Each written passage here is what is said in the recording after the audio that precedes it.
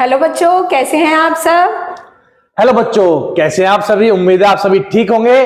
तो बच्चों, आज हम आपके लिए फिर लेके आए हैं क्या, GKLP का पार्ट 10 और हमारे चैनल का नाम है पाठशाला मस्ती, जो कि आप जानते ही होंगे। तो बच्चों, इसके लिए आप अपनी कॉपी पेंसिल लेके तैयार हो जाइए। अब आपके सामने आने वाले प्रश्न उत्तर, जिनका जवाब आपको कॉपी में लिखना है और चेक करना है जवाब।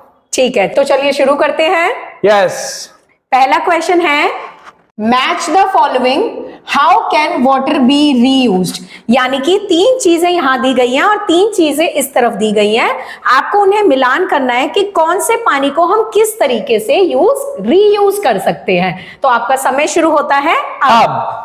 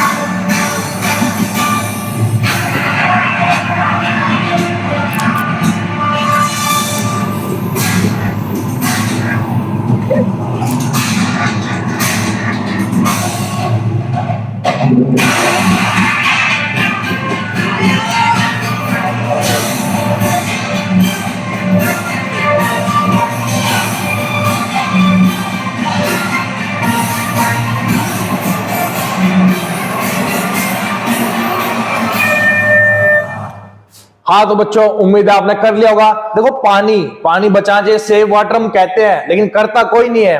तो पानी को वही है कि कैसे आप यूज कर सकते हो। पहला है हाथ और मुंह धोने वाला पानी, यानी कि हाथ और मुंह धोने वाला पानी, यानी जिससे आपने हाथ और मुंह धो लिए। यानी कि हाथ और मुंह धोने वाला पानी अलग होता है, नहीं। देखते हैं, चलिए। तो हाथ और मुंह धोने वाला पानी जो कि हम कहाँ रीयूज कर सकते हैं, शौचालय में उपयोग कर सकते हैं, यानी कि टॉयलेट्स में हम उसको डाल सकते हैं। Yes. अगला है कपड़े धोने वाला पानी। तो कपड़े धोने वाला पानी अलग होता है क्या, और मुंह धोने वाला पानी अलग होता है? पानी तो सारा एक ही होता है, बस उससे हमने हाथ मुंह धो लिया तो वो बन गया जो धोने के बाद पानी बचा, वो हो गया हाथ मुंह धोने वाला पानी। और जिसमें हमने कपड़े भिगो के सरफ डाल देते हैं, जिसमें सरफ घोल के घुसू घुसू कर देते हैं, वो है कपड़े धोने वाला पानी। तो इससे हम क्या कर सकते हैं, पोछा लगा सकते हैं, यानी कि मॉपिंग द फ्लोर। क्योंकि पोछा लगाते समय भी हम सर्फ वगैरह डाल लेते हैं पानी में, जिससे हमारा फर्श चमचमा उठे बिल्कुल। और उससे दो काम हो जाते हैं, कपड़े के कपड़े धो गए और आपका पोछा भी लग गया। और ऐसे पानी से पोछा धोने से तो बिल्कुल चेहरा भी दिखेगा जमीन पे। और अगला क्या है, फल और सब्जी धोने वाला पानी। यानी जब हम मार्केट से, बाजार से क्या लाते हैं, फल और सब्जी लाते हैं ना, तो उसे धो डालते हैं, बिना धोने तो नहीं खाते मैडम, नहीं धो के खाते हैं। तो उस धोने के बाद अब क्या करते हैं, उस पानी को फेंक देते हैं। तो फेंकने के बजाय उसको क्या कर सकते हैं, उसको हम पौधों में डाल सकते हैं, यानी कि वाटरिंग प्लांट्स, पौधों में डाल सकते हैं बच्चों। अब एक तो क्या है, जो वेजिटेबल फल के कुछ उसमें गुण है, क्या तब पौधों में आ जाए, और आपको जो टमाटर का पौधा, क्या पता उसमें सेब लग जाए। ऐसा हो सकता है। तो ऐसे ही करके हम पानी को रीयूज कर सकते हैं अलग अलग तरीकों से। यस। और सेव वाटर जो बच्चों हम बोलते हैं, हाँ। हमें वो बोलना नहीं है, हमें उसे करके भी दिखाना है। इवन जबकि सर हमारे सबके घरों में क्या लगे होते हैं, फिल्टर में से भी हमने देखा है कि बहुत सारा पानी, जितना तो फिल्टर में स्टोर नहीं होता उससे ज्यादा तो बर्बाद हो जाता है। तो उस पानी को भी हम बकेट में, यानी कि बाल्टी में स्टोर करके अलग अलग जगह हम यूज कर सकते हैं, जैसे पोछा लगाना, कपड़े धोना, टॉयलेट में डालना। तो आरओ का पानी जो बचा हुआ जो होता है ना, पतली सी पाइप हुआ है जिसमें पानी निकलता है, तो बच्चों हमें पानी को बचाना है, क्योंकि जल है तो जीवन है। यस। चलिए बढ़ते हैं अगले क्वेश्चन पर। अगला क्वेश्चन है, look at the picture hint and right the things that can be made from wheat. यानी कि गेहूं जिसकी हम रोटियां खाते हैं ना, डेली पराठे खाते हैं। तो चित्र को देखकर आपको पहचानना है, नाम लिखने हैं इन चीजों के, जिनसे जो जो चीजें गेहूं से बन सकती हैं। तो आपका समय शुरू होता है अब।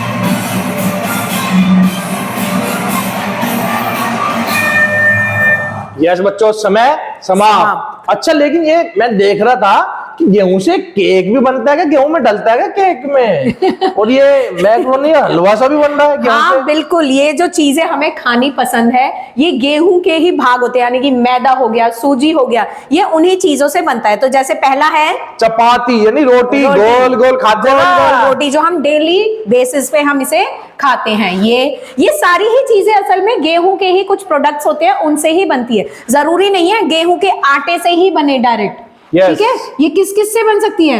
यस, सूजी से मैदा, भी बन सकती है, सूजी, मैदे से भी बन सकती है। तो और मैदा, सूजी, आटा किससे बनता है? गेहूं से। गेहूं से ही बनता है। अगला है केक, ठीक है।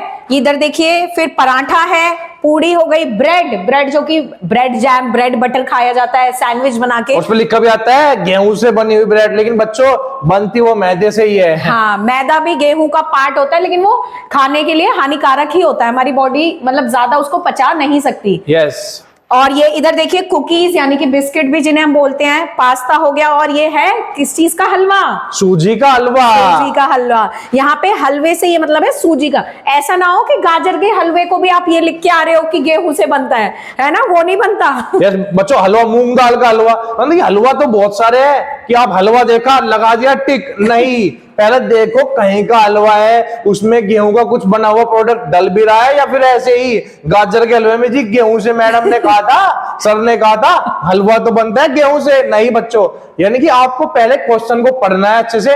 आंसर आपको क्या होता है, ऑप्शन देते हैं कंफ्यूज करने के लिए। हाँ जी। आपको कंफ्यूज नहीं होना है, चीजों को देखना है। गेहूं से कौन सी चीज इसमें डल सकती है? किसी में आटा डलेगा, किसी में मैदा डलेगा। इसके नीचे जो ब्रेड सी होती है ना ब्रेड सी, सिर्फ क्रीम के अलावा जो ब्रेड बनती है वो मैदे से ही बनती है, जो केक के अंदर है जब हम कट करते हैं पीसेस में। यस, तो हर चीज में कुछ ना कुछ गेहूं से बनी हुई चीज डाली जा रही है। चलिए बढ़ते हैं अगले क्वेश्चन की तरफ। आपका अगला क्वेश्चन है, दिए गए चित्रों को देखकर संयुक्त अक्षर लिखकर शब्द पूरा करिए। संयुक्त अक्षर यानी कि दो व्यंजन जोड़ के जब एक बनता है तो वो होता है संयुक्त अक्षर। तो चित्र जैसे कि दे रखे हैं आपको, कक्षा, और ये मजदूर है जिन्हें हम श्रमिक भी बोलते हैं, वृक्ष, नेत्र यानी और त्रिकोण। तो अब आपको बताना है कि यहाँ पे कौन सा अक्षर लग के शब्द पूरा होगा, और एक्सप्लेनेशन हम देंगे आंसर के बाद। आपका समय शुरू होता है अब।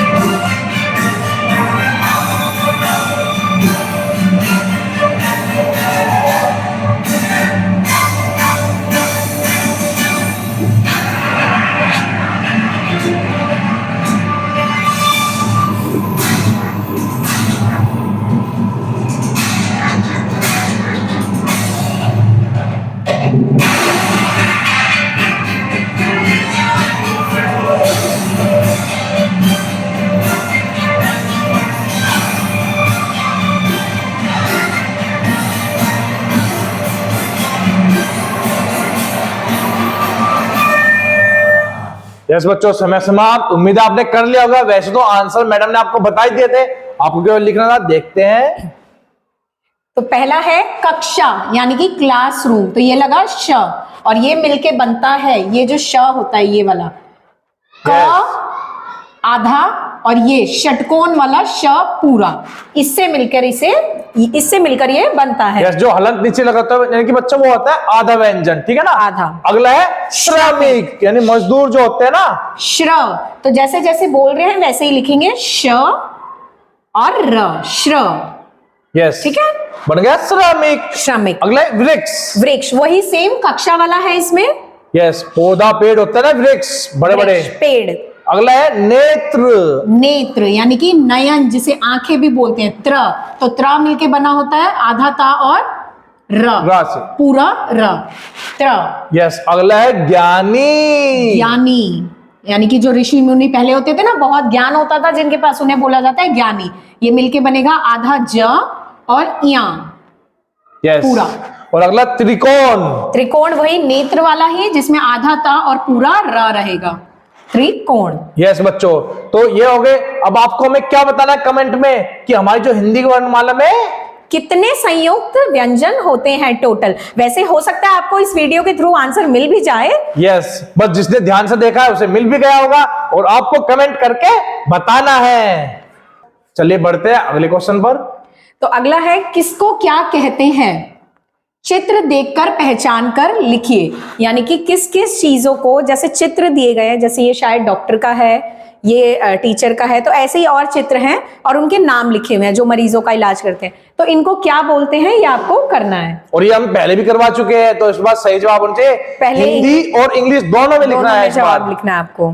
तो आपका समय शुरू होता है अब।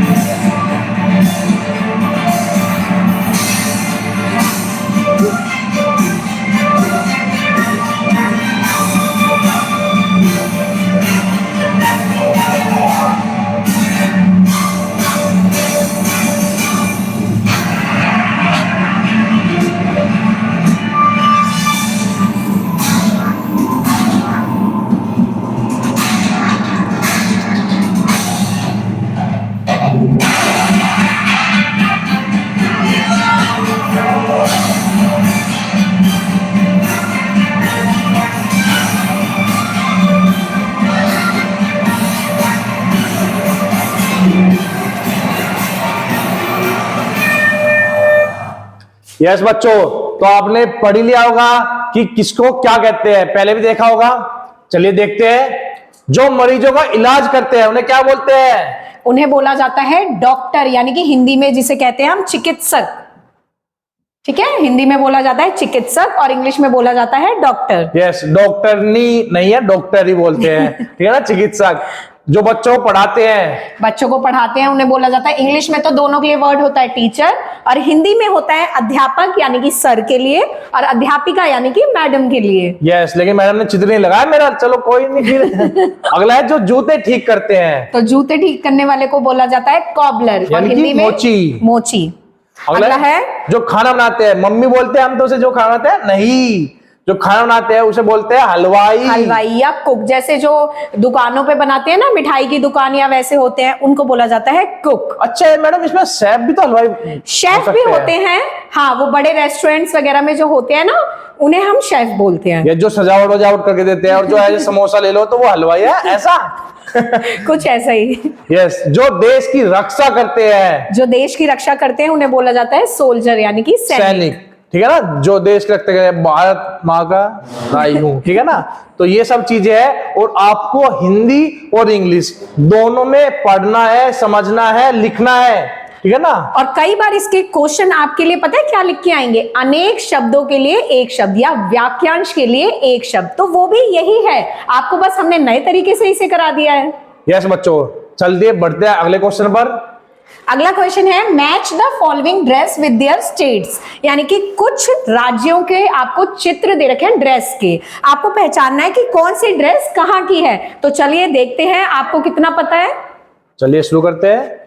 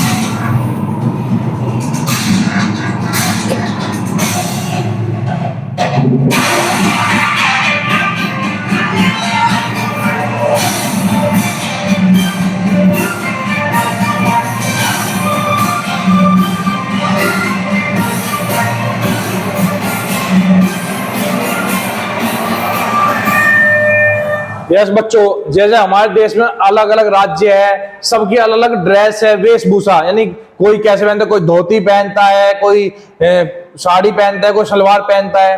तो आपको ने मिलान था, देखते हैं। पहला है पंजाब।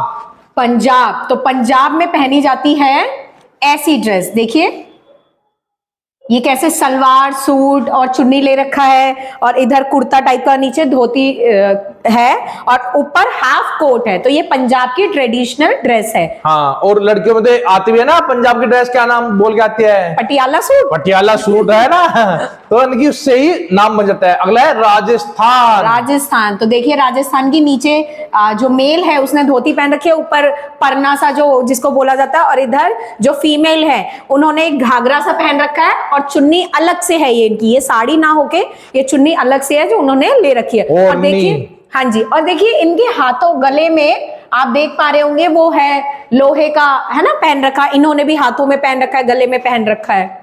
देखो लोहे का, चांदी का पहनते, क्योंकि आपको पता राजस्थान में क्या है कि गर्मी बहुत ज्यादा होती है, और जो हमारी जो सिल्वर होती है, चांदी होती है, वो ठंडक देने का काम करती है। यानी कि ये नहीं कि ऐसे ही पहन लिया, यानी कि उस जगह की वहां पे मौसम कैसा है उस चीज को देखते हुए वहां की वेशभूषा बनती है। इसके पीछे भी साइंस है फिर तो।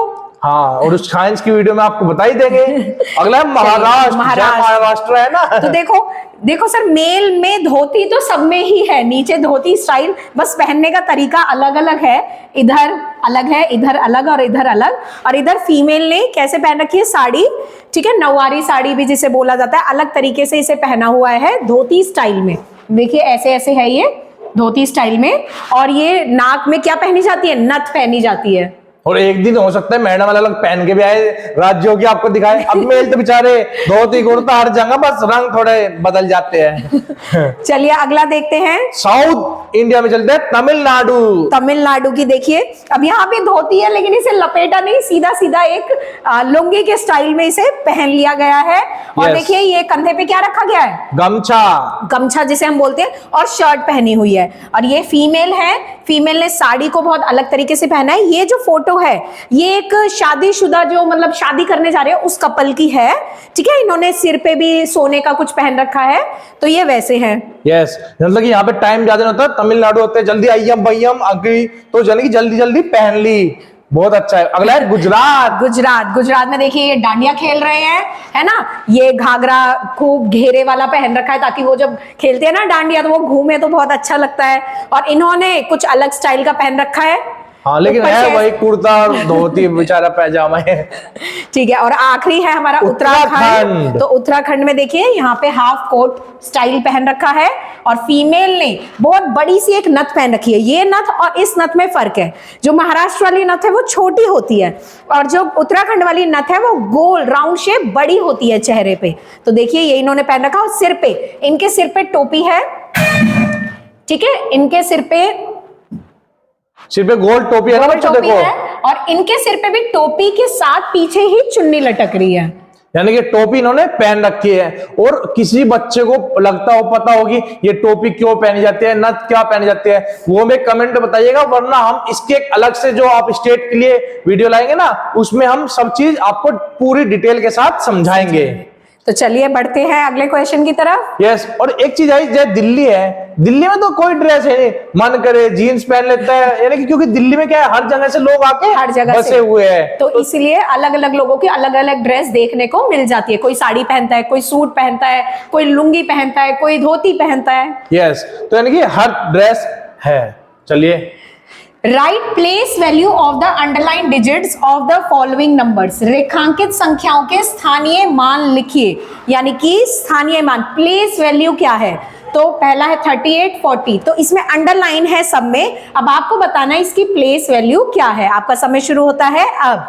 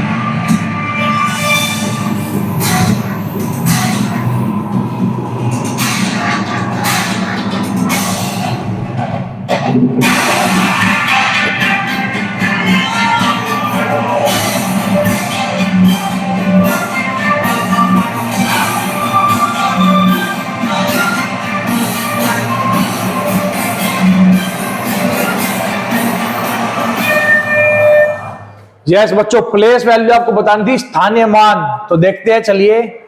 पहला 38 38, इसका स्थानीय मान है 30। तो पहले इसको थोड़ा समझ भी लेते हैं। जैसे ये है 38, स्थानीय मान यानी कि किस पोजीशन पे है वो, स्थान यानी कि कौन सा स्थान है, पोजीशन, प्लेस। जैसे 38 है तो 8 का हो गया वंस और 3 का हो गया टेंस। ठीक है, तो अंडरलाइन क्या है इसमें से 3, तो टेंस पे है यानी कि ये क्या है 30 है ना, और साथ में 8, तो इसका स्थानीय मान यानी कि प्लेस वैल्यू हो गई 30। लिख सकते हैं ना, 30 प्लस 8 करके लिख सकते हैं। तो इसका स्थान जो होता है वो 30 है, 3 का। 30। अगला है 40 तो इसमें भी 4 पे अंडरलाइन है, तो इसे इसका क्या स्थानीय मान क्या हो गया 40। अगला है 110, तो इसे समझते हैं 110 110, तो 0 का हो गया वंस, टेंस, 100, और अंडरलाइन क्या है इसमें से बीच वाला 1, ये तो इसका क्या है टेंस पे ही है, तो इसका स्थानीय मान हो गया 10। अगर सर इसमें इस वाले 1 पे अंडरलाइन होता तो कैसे होता? तो बच्चों ये है 100 पे, तो इसका होता 1 और 00 यानी कि 100, बोलते हैं ना 100, ठीक है ना। 10 हम जब बोलते हैं तो जब भी आता है ना 38, जब हम बोलते हैं स्थानीय मान को हम बोलते हैं गिनती में। इंग्लिश में जब भी आप इसको बोल के देखेंगे तो आपको आंसर अपने आप ही पता चल जाएगा इसका। अगला है 567 567, वही वंस, टेंस, 100, और अंडरलाइन क्या है इसमें से 5, और बोल भी रहे हैं 500, तो इसके स्थानीय मान होगा 500 500। अगला है 65 65 65, तो 6 क्या हो जाएगा 60, उस पर क्लिक करो, तो इसका हो गया 60। यस। अगला है 98, अब देखो 8 98, तो 8 का क्या बोल रहा हूं मैं 8 ही बोल रहा हूं, तो इसलिए 8 का स्थानीय मान 8 ही रह जाएगा। तो बच्चों आपको बोल के देख लेना है जस्ट, और इसके लिए क्या आनी चाहिए आपको, काउंटिंग गिनती आनी चाहिए। इंग्लिश हिंदी, कभी इंग्लिश यूज हो रही है कभी हिंदी, इसलिए हम बार बार आपसे हर वीडियो में यही बात कहते हैं कि हिंदी गिनती, इंग्लिश गिनती, काउंटिंग आपको अच्छे से आनी चाहिए। चलिए बढ़ते हैं अगले क्वेश्चन पर। अगला क्वेश्चन है right the following numbers in expanded form, यानी कि खोल के लिखना है। तो चलिए एक आपके लिए हम इसमें कर देते हैं, जैसे है 26, तो ये हो गया 20 + 6, जैसा कि अभी सर ने बताया भी पिछले क्वेश्चन में। यस बच्चों, हर अगले क्वेश्चन पिछले आपकी स्लाइड से जुड़ा हुआ होता है। अब एक मैंने करके दिखा दिया, बाकी आपको करना है। तो आपका समय शुरू होता है अब।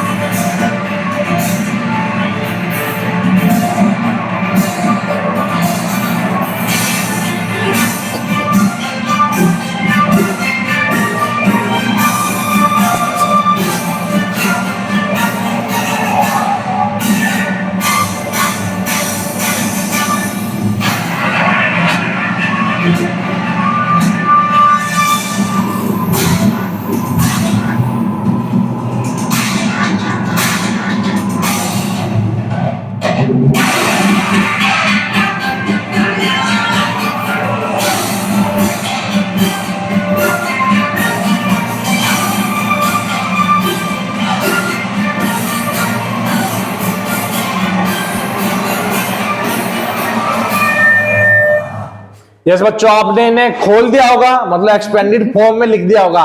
देखते हैं, दूसरा था 37, 30 + 7। अगला है 45, 40 + 5। अगला है, जैसे जैसे देखो बोलेंगे वैसे वैसे ही लिखना है। इंग्लिश में क्या बोलते हैं इसको 145, तो वैसे ही हम इसे लिख रहे हैं 145।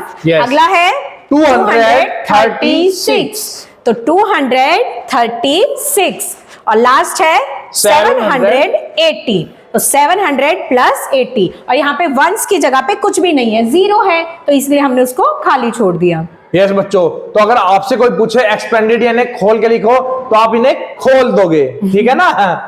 चलिए बढ़ते हैं अगले क्वेश्चन पर। अगला क्वेश्चन है right missing vowels using the clue and picture. तो यहाँ पे कुछ पिक्चर दे रखी है और वॉवल्स मिसिंग है। वॉवल्स कौन कौन से होते हैं? ए, ई, आई, ओ, यू। तो यहाँ पे भी जो शब्द हैं उनमें कुछ मिसिंग है। देखिए शब्द ये है, पिक्चर वाला शब्द, मतलब जो पिक्चर है उसका वर्ड ये है। मैं आपको सर्कल लगा देती हूँ ताकि आपको इजी हो जाए देखना। अब आपको पिक्चर से पहचानना है कि ये क्या है और उसकी स्पेलिंग को पूरा करके लिखना है।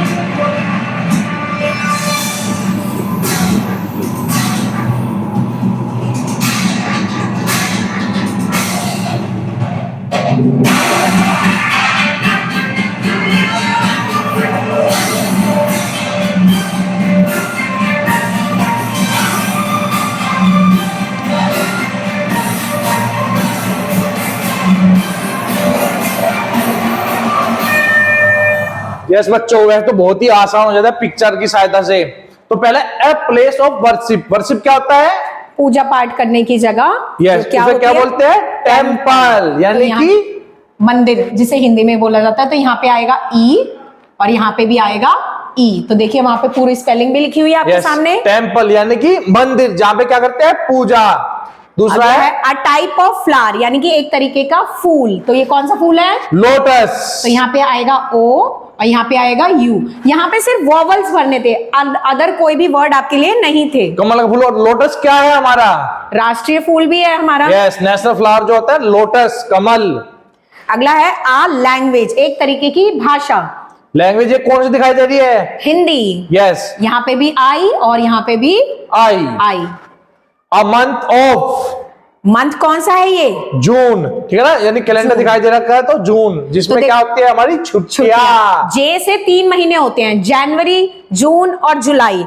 तो जुलाई तो ये लग नहीं रहा था, और जनवरी की स्पेलिंग बड़ी होती है तो वहां से आप इसे पहचान सकते थे। Yes, a type of house, यानी कि एक प्रकार का घर। घर। तो ये है इग्लू, जो कि कहाँ पे होता है? ठंडी बर्फ में, जगह। ठंडी जगह जहाँ बर्फ गिरती है, बर्फ का बना होता है पूरा। देखो, देख भी रहे हैं ना, सफेद एकदम चक रंग का होता है।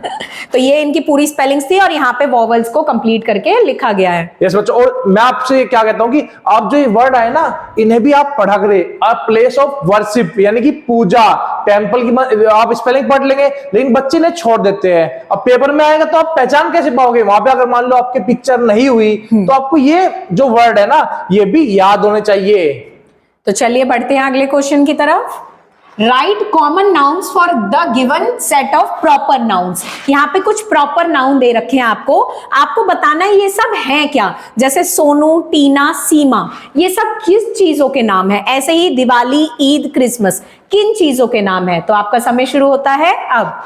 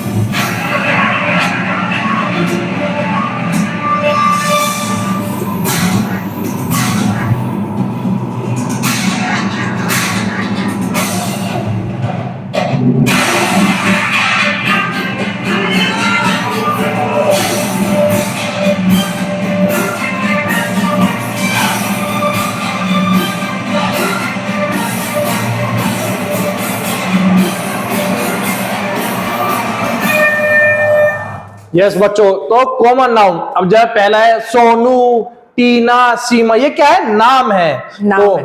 देखते हैं पीपल, यानी कि लोगों के नाम है ये। ठीक है, पीपल यानी कि पीपल का पेड़ नहीं है ये। हाँ, कभी सोचे पीपल वो नहीं है, ये इंग्लिश का पीपल है। इंग्लिश का पीपल यानी कि लोगों के नाम। दिवाली, ईद, क्रिसमस, ये सब क्या है? त्योहार, फेस्टिवल। त्योहार।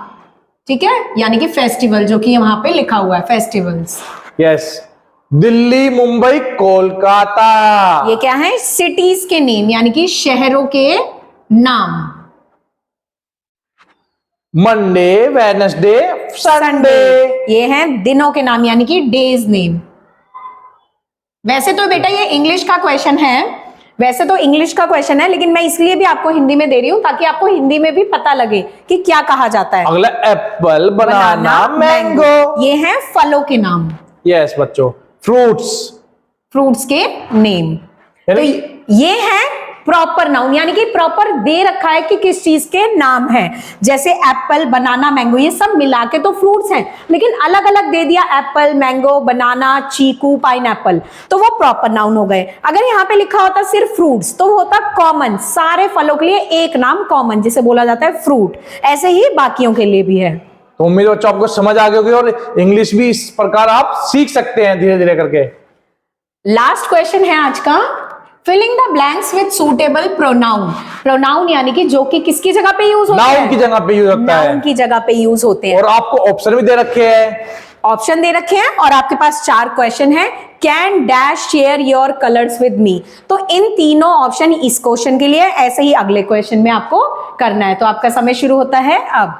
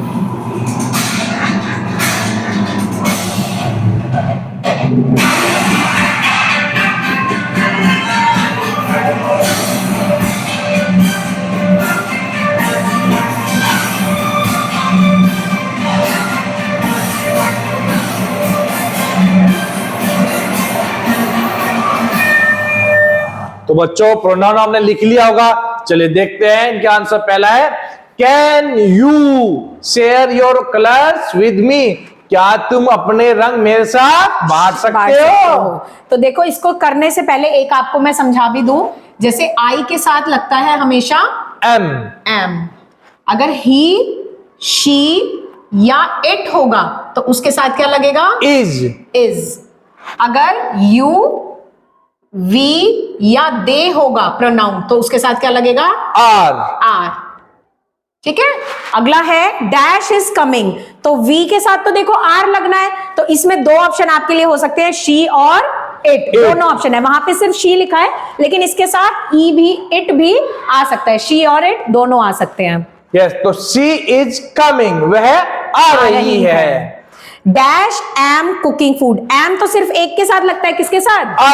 आई के साथ। आई एम कुकिंग फूड, मैं खाना बना रही हूं। अगला है आर डैश प्लेइंग क्रिकेट। तो देखो शी के साथ आर तो लगता नहीं है और ही के साथ भी आर नहीं लगता, तो बचा क्या ऑप्शन? दे। तो इस मेथड को बोलते हैं बेटा कि जब हम बाकी ऑप्शंस को काट रहे हैं और सही ऑप्शन ढूंढ के निकाल रहे हैं। एलिमिनेशन मेथड, कि बाकी ऑप्शन को हम छाट के अलग कर रहे हैं जो नहीं आ सकते, और सही ऑप्शन हमें अपने आप मिल जाता है इसमें। यस बच्चों, तो देखा मैडम ने आपको ट्रिक भी बता दी। आपके एग्जाम में आएगा तो गलत ऑप्शन को काटते जाओ और सही ऑप्शन पे टिक लगाते जाओ और अच्छे अच्छे नंबर पाते जाओ।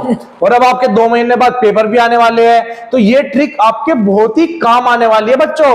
आपको ध्यान से पढ़ना है, देखना है, समझना है। ये ट्रिक सर उसमें भी काम आती है। अपठित गद्यांश आते हैं ना पेपर में, अनसीन पैसेज, उसमें भी ऑप्शंस वाले क्वेश्चन होते हैं, 3 ऑप्शन 4 ऑप्शन। तो गलत ऑप्शन हटाते जाइए, सही ऑप्शन आपको मिल जाएगा। और ऐसी बच्चों आप हमारी वीडियो देखते जाइए और आपको खूब सारी ट्रिक हम सिखा देंगे।